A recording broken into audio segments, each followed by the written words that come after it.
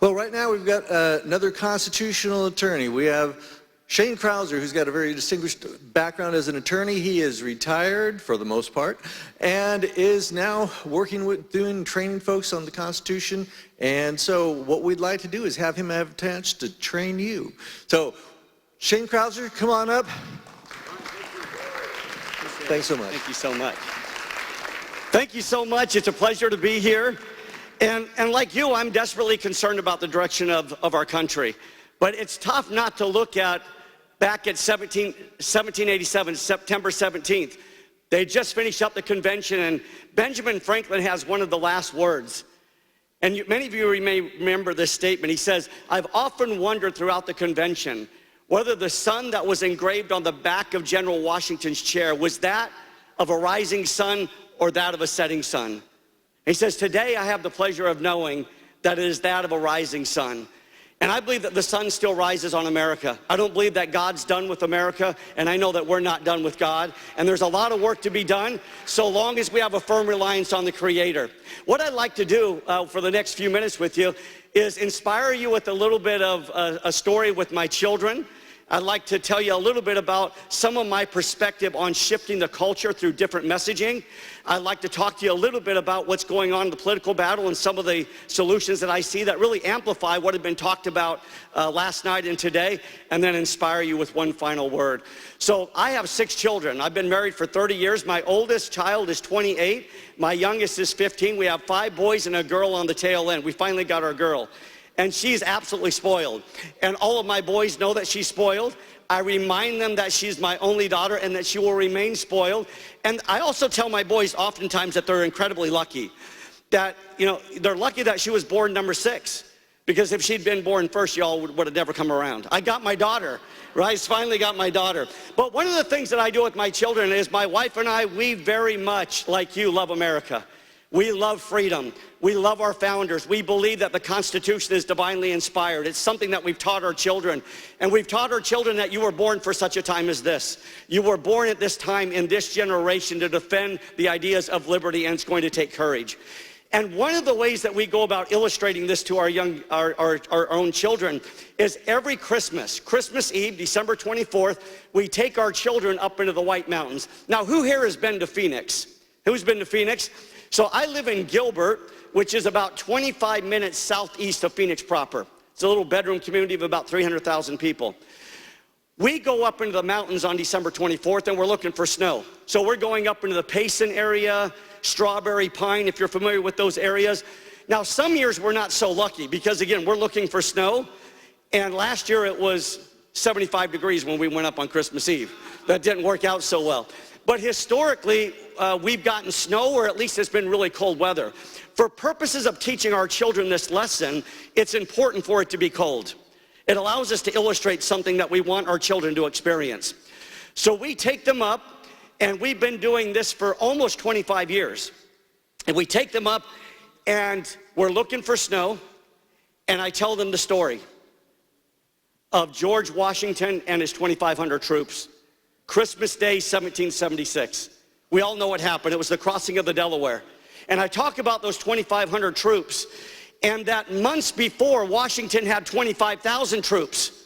1 in 10 had the courage to be with him on Christmas Day, 1776. And of those 2,500 troops, a third of them had no shoes. They had wrapped their feet in burlap. And so to illustrate the feeling of what may have been going on Christmas Day, 1776, it's off with the shoes. The kids have to take the shoes and socks off, parents included. We take the shoes and socks off and we make them run through the snow. Now listen, to this day, I've never had Child Protective Services called on us. This is good. But this has been an incredible experience, especially when our kids are very young. They're 2, 3 years old, there's this adrenaline going on, and they run through the snow. But here's what they find out. They run about 50 yards down the way, in their bare feet, through the snow, and then they recognize they've got to come back. And it's cold, and they're uncomfortable, and they're crying. Now, as they've gotten older, they've gotten a little bit braver. In fact, let me show you, I'll show you a few pictures of what this looks like. So this is one picture. This was probably 10 years ago. This was up in Payson, and this is a river that flows through Payson, and this was cold, and you can see here we are standing in the water.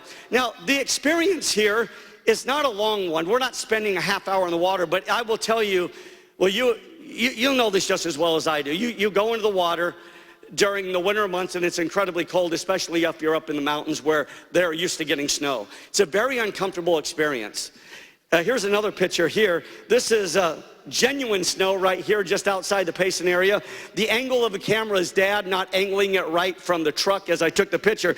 But you can see my daughter standing next to the, just right next to me with her foot up. That is evidence, ladies and gentlemen of the jury, that the foot has no shoes on, no socks. They're like, Dad, hurry up and get this picture done. It's time to be done with this experiment. They can now tell the story just as well as I do when it comes to the George Washington's Army. And here you have another one. Now, I want you to take a look at this one. You've got snow on the banks, and this is an icy cold river here that we're dealing with. Now, if you'll look to my son to the left of me, he's the one with the red hoodie. He is not real happy with me. Now, I didn't quite understand why he wasn't real. Well, I did kind of understand, but I wanted to remain relatively silent. And then I saw the picture and recognized why he was rather upset with me. If you look down below, I am standing on a rock while the rest of them are standing in the water. I was suffering the least while they were suffering the most, and I said, well, you're just going to deal with it. You're going to learn about these founders. And there it is. There you have it. Now you'll see as they get older, this happened, this was 2 years ago. Now they're getting braver. I've got one of my sons on what you see is the far left. He just got married. We're expecting our first grandchild. And see, they're coming along with shirts off now. They're daring me like, oh, the founding fathers, the Continental Army, Dad, you got something more? So last year, it was no longer getting in the water. We had to swim in the icy river. We found a river that was about chest deep, and we all had to jump in and swim. I'll tell you, as a father, this has been one of the most incredible experiences. To have discussions with my children each and every year after this experience and tell them about the way that I feel about America, that America is unique, America is exceptional, America is worth defending. And it's important for you to understand these things because I assure you, you're going to be put in a position to defend these ideas. And it's been so enjoyable to watch my children respond to that. See, the reason why I do this, and there's many other things that I do, that my wife and I do with our children to help them understand these principles. I don't want to just teach them the principles. I want them to understand, at least in this experiment, what it might have been like to have been a member of the Continental Army. It's one thing to read it, but my thought is, as they've experienced this year after year and they get into the water with me, as uncomfortable as it is, have they experienced for just a brief moment what it might have been like to be a courageous soldier with the Continental Army? And I believe as our young people experience this, they're going to be more inclined to stand for liberty, to stand for freedom, and to defend the idea of America even in the face of a culture, of a media, of our school system that is telling us things like America's not unusual and our Constitution is old, outdated, archaic, and evil. Those are the things that they're being taught. But having them experience these things, I believe, has been just an incredible thing for me. Now, let me shift and tell you a little bit about what we've done on the cultural side with our own kids. But I want to illustrate it through some other things that I've done in addition to my own children. So I taught constitutional law at the collegiate level for 15 years. And along with that, for the last 20 years, I've been traveling the world training up liberty advocates. In fact, not too long ago, I was down in Peru. They just elected a communist dictator. And I did a multiple city tour working with liberty advocates aged 18 to 30 years old. These people, it's amazing to watch their reaction as you talk about a George Washington or a Thomas Jefferson or a James Madison. Down in Peru with these young people who understand liberty, these people are heroes to them. So while in America we degrade them, these people are holding them up as heroes. The Declaration of Independence is a banner for these people. I was in Mexico City training advocates down there, and all of these advocates believe that they were born for that time in that place. They do not desire to come to America. They feel like we're planting our flag here in America, or excuse me, in Mexico to advance the principles of liberty. So one of the things that I've taught is just how do we supersede politics? How do we ask questions in such a way that bring people around our campfire and are willing to link arms with us. So I'll take you back just to my college class. You can imagine that teaching constitutional law at a public college, most of my students were coming through the public school system. They had spent 40,000 hours of compelled education, so to speak, going through the public school system, K through 12, and then they come into my class with some pretty warped ideas about the role of government, about the Constitution, about the Founding Fathers, about the American experiment. And I taught during the entire Obama era, and it won't surprise you to know that 80 to 90% of my students during that time were Obama supporters. And I didn't have to ask them whether they were Obama supporters. You could simply sense it by the discussions they were having and the questions that I would ask. So remember, we're spending 16 weeks together. We're going to go through a deep discussion on the framework of the Constitution, 7 articles, 27 amendments. We're going to dive deep on limited government versus unlimited government. We're going to talk about historically what happens when you have different types of government, and why is a Republican government unique, and what is it to begin with. And then we're doing a deep dive into First Amendment, Second Amendment, Fourth Amendment, Fifth Amendment, Sixth Amendment, and we're taking these issues up with real issues that they're concerned about. But on the first day of class, I asked them 3 questions. Question number 1, I would ask them, who here wants to be left alone? In 15 years, I've never had one student not raise their hand. I want you to think about the power of that question. I'm going to show you on the back end how powerful this is. That's a question that supersedes politics. See, election integrity is important. Immigration is important. But arguing with the guy that I know is an advocate for Obama or Biden or anybody else, I haven't created a connection. But when I ask the question, do you want to be left alone? I've never met a human being that said, I don't want to be left alone. It's a very powerful question. And then the second question I would ask is, who here believes that government should follow the rules? In 15 years, I've never had a student not raise his hand. Now, my students, granted, they didn't even know what the rule book was. They just knew they were coming to learn about the Constitution, but they didn't know the ins and outs of the document. They just knew intuitively that rules were supposed to be followed. And then the third question I would ask is this: who here believes that you should be able to keep what you earn? Now, how do you think that went? About 99% of my students raised their hand. I want to transition to an experience I had at Columbia University. I was at Columbia, New York, speaking to about 600 students, and I went to the university under the threat of protest. I'm the leave me alone guy. What's there a protest? I just want to be left alone. Just leave me alone and leave everybody else alone.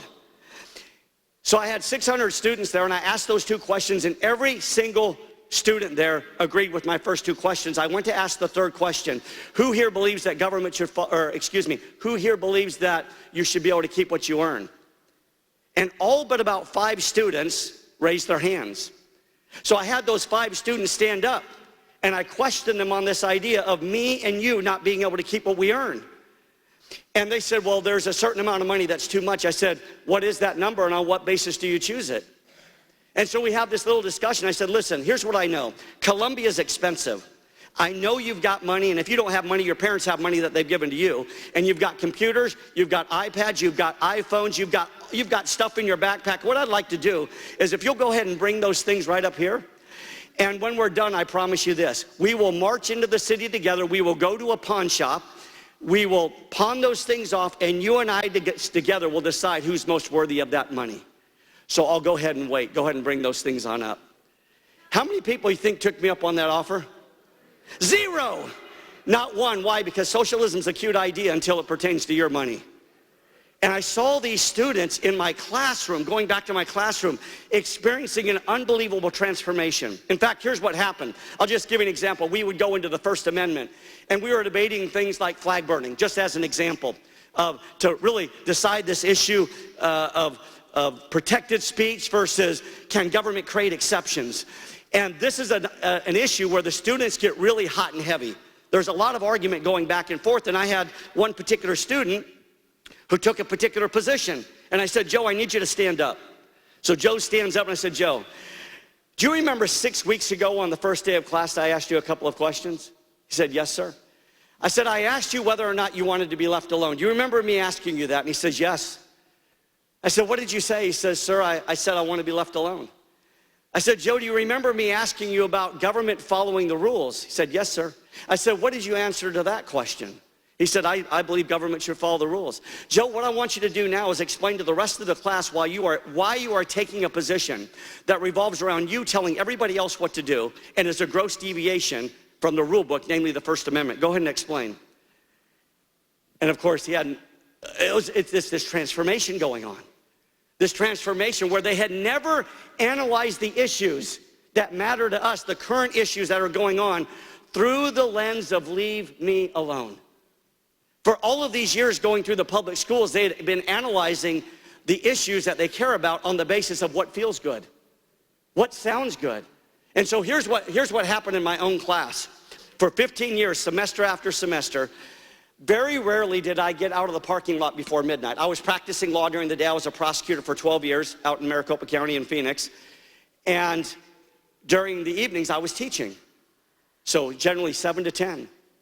And I would walk out of the class at night, and it would be another 2-hour conversation up and through midnight, where I would have students, many of them became very emotional. They'd say, Professor Krauser, yeah, call me Professor. Mr. Krauser, why have I never heard these ideas before? And they would become so emotional about the fact that they felt as though they had been duped. And they were. That's exactly right, they were. They were duped. And the question became, how do I bring this back to my culture? How do I bring this back to my neighborhood? She said, many of my students would tell me, I'm dealing with multi-generational curses of a misperception of the role of government and the misperception of freedom. How do I take these ideas that I've learned about over the last 15, 16 weeks and take that back to my family? And I believe this is how you shift a culture, is through the right messaging. I was in a store out in Arizona called Winco. It's a grocery store. I don't know if you have them out here, but it's very much like a low-level Costco. And so I went into a Winco, and I love just striking up conversations with people. And this guy was wearing a Biden hat. Now, the first question I had is, where do you get a Biden hat? I have no idea where you get a Biden hat. But he had a Biden hat on, and I strike up a conversation with him in the meat section. And it was just, hey, how are you doing? Where are you from? How long you been here? What kind of work do you do? How long you been retired? Those sorts of things. And I said, tell me about your hat. He says, yeah, I'm a big Biden supporter. And I said, you know, I just want to be left alone. Anybody want to take a wild guess what he said in response? Me too. Me too. I've met thousands of individuals on the other side, Democrats, that have come to gatherings that we put together out in Arizona. Somebody said, you want to be left alone? Me too. Hey, listen, I meet with a bunch of people a couple different nights a week where we get together and we discuss and we debate and we talk about leave me alone and how we get ourselves unshackled from government that won't leave us alone. Why don't you come out? I'll come out. Superseding politics, messaging in a way that connects with my neighbor. And as I connect with my neighbor, I'm now in a position to really convince them in some prominent ways. So this is something that we've done with our kids. It's something that we've done with my own students, and it's something I've done on the debate stage. Recently, I was up in Montana and debated an individual down in Arizona who was running for Congress. Now, my condition for engaging in the debate was this. If I'm going to debate you, I don't just provide the audience. I'm going to have people that I know that are part of different things that I'm a part of out in Arizona. They'll show up, but you got to bring at least 200 people as well. And if you do that, the game is on. And here's what would happen. I'll just give you the example up in Montana. It was a professor at Montana Tech. And boy, he was hot to trot on more government and less freedom. That was his message. And my message from the very get-go was, I just want to be left alone. I think government should follow the rules, and you and I should be able to keep what we earn. And the people that showed up that thought they were supportive of the Montana Tech professor were coming up to me afterwards and say, I actually agree with you. I'm the guy who wants to be left alone. And I think this is a powerful example of messaging. Now, with that said, let me just transition to the political side. I'm big on the cultural battle, as you probably can tell. I believe culture or politics is downstream from culture. Andrew Breitbart, I think, nailed that. We shift the culture and things start to shift politically as you get people in the right position who understand what we're ultimately fighting for. But I'm very much involved in the political battle as well. I'm interested in what Thomas Woods calls nullification. And that's really been an underlying theme of this conference, is the principles of nullification, or at least rejecting what it is that federal government might do that will impact our state, county, or town. And I want to give you an example of what this looks like and why I think it's so important that the sheriffs in the room and other elected officials stand up. So we had a situation in Arizona this was about 6 months ago. Many of you might be familiar with the 303 creative case.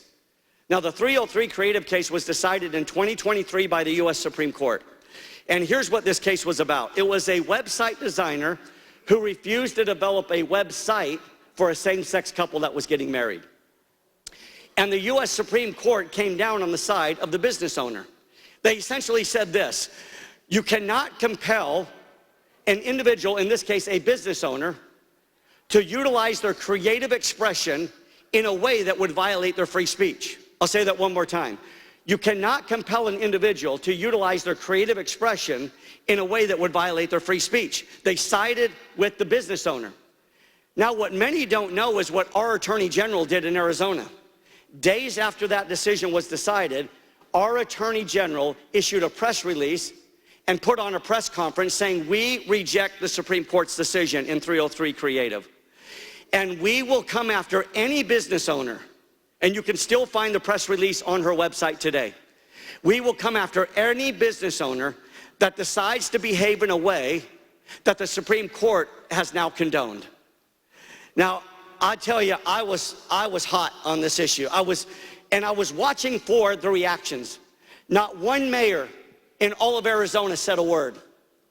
Nobody in the state legislature said a word. And I think this is a big problem with the battle, is an unwillingness to say something and make it clear that we're going to battle. I mean, I just think about what should have happened at the local level. I think oftentimes when we think of pushing back or nullifying, we're thinking about pushing back against federal government overreach. But it applies to the state as well. When a governor or a lieutenant governor or an attorney general is making a decision that is unconstitutional, it's the job of the county sheriffs to say, we're not participating. It's the job of the mayors to say, not in our town. And so I had envisioned, if I were the mayor of a town, what would this have looked like? Well, first of all, it would have been a phone call to the attorney general saying, you don't have permission to come into our town, or to send anybody into our town to enforce something that is now deemed unconstitutional. You would be engaging in illegal actions. You have no permission to come here. We would have had our police chief on board.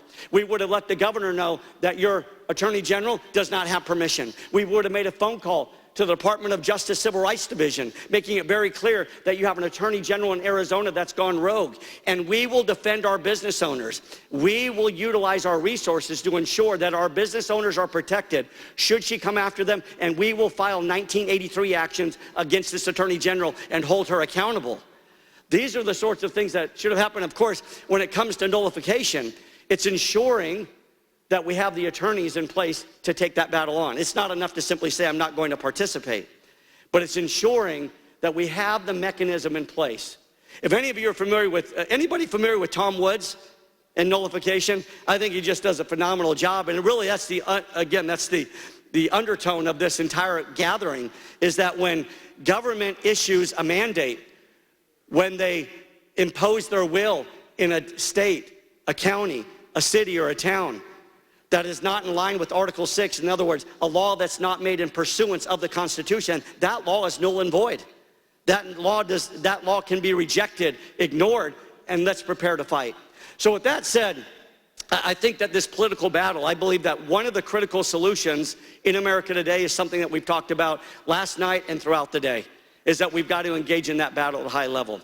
So to reiterate, I think the culture is incredibly important. I think our messaging is important. And here's what I know. I'm a registered Republican, but my allegiance is to the principles first and foremost. But I know that there are individuals, literally millions of people on the other side, that label themselves Democrats, that with a message of leave me alone would be joining forces with us. Because that's who we are. I mean, if you're a registered Republican or an independent, essentially your message is leave me alone. The whole idea behind the Declaration of Independence is leave us alone. We hold these truths to be self-evident, that all men are created equal, that they're endowed by their Creator, not endowed by their government, not endowed by a piece of paper, not endowed by what the majority might say. endowed by their Creator with certain inalienable rights, among those being life, liberty, and the pursuit of happiness. And government has a primary function: to secure these rights. Governments are instituted among men. That entire document primarily revolves around follow the rules, you have a limited role, other than that, leave us alone. And with that said, I've written, before I close, I'll just mention, I've written a couple of books. I have a couple of those books available. I've written all about advocacy. How do you advocate these principles? And I illustrate with things that I've done with my own family, again, in the college classroom and just in the culture in general. And so if you're interested in that, I'm happy to talk. But I'm interested in creating alliances as well along the way. Just recently, we started an academy out in Arizona, a debate constitution academy that has been absolutely incredible. We're teaching 12 to 18-year-old kids these very principles, but not just teaching them. They're learning how to advocate these things in a very unique environment, how to debate these ideas, how to be a force for good, and it's something that we're incredibly excited about. And thank you. Our focus is to create the next generation of Jeffersons and Madisons. That's the entire focus, is to watch these kids in the next 6 to 8 years move in a position to have impact, if that's what they choose to do politically. And I couldn't be more excited for our future. I believe our best days are ahead. I believe our best days are ahead because liberty is a God thing. Liberty is a God thing. And the American experiment, from my perspective, was put in motion by God. And with all of her problems, what I believe is that us coming together in events like this and throughout the country, God is moving. Miracles will begin to happen, and I believe they already are. Things are going to begin to move in the right direction. Not that it won't get ugly. We certainly know that it will. But knowing that God is with us so long as we're standing and advocating for liberty gives me confidence that great things are coming and that God is going to advance these principles. With that said, I want to close with one final thought. And that is this. I told you a little bit about Christmas Day, 1776. And we all know that battle, the crossing of the Delaware. What we don't often talk about or hear about is what happened on December 31st, 1776. The Continental Army, their commission was up. They could go home if they wanted to. In fact, George Washington pleaded with them to stay. See, the week before, when they won that battle, as they crossed the Delaware and they captured 700 professional Hessians, that battle revitalized the legitimacy of the Revolution. Because for so long, it was the Continental Army that was engaging, and then they would retreat and reassess and then re-engage again. They were just really good at not losing. And so here they have a battle that they win in a really significant way, and the talk along the Atlantic seaboard is much different as a result of this battle. And Washington knows that momentum is in his favor, but he's got troops that do not want to stay. In fact, when he requested that the troops renew their commission on December 31st, September 1776, not one soldier stood forward. Washington rides off on his horse, and he comes back a short time. And as I tell this story, would you indulge me for a moment? Would you stand up? Washington comes back on his horse, and I want you to imagine, if you will, because I believe that Washington's message on December 31st, 1776 is more relevant today than it was on December 31st. He comes back after praying and contemplating and recognizing that he's up against the greatest military in the world at that time. And here's what he says. My brave fellows, you've done all that I've asked you to do, and more than reasonably can be expected. You've worn yourself out with hardships. We know not how to spare you. But your country is at stake. Your wives, your houses, and all that you hold dear. If you will agree to stay but 30 days longer, you will render a service to the cause of liberty that you could likely not do under any other circumstance. Imagine yourself in that situation. But more importantly, imagine yourself today. Will you serve? Will we step up together? will we link arms? One by one, those soldiers stepped forward and said, we will battle. We will engage. And to this day, I'm so thankful that they did what they did. And now we have the torch of liberty, and we can decide where we'll go from here. But I'm convinced that God is with us, that miracles are imminent, that the torch of liberty will shine brightly, and that better days are coming. Thank you so much.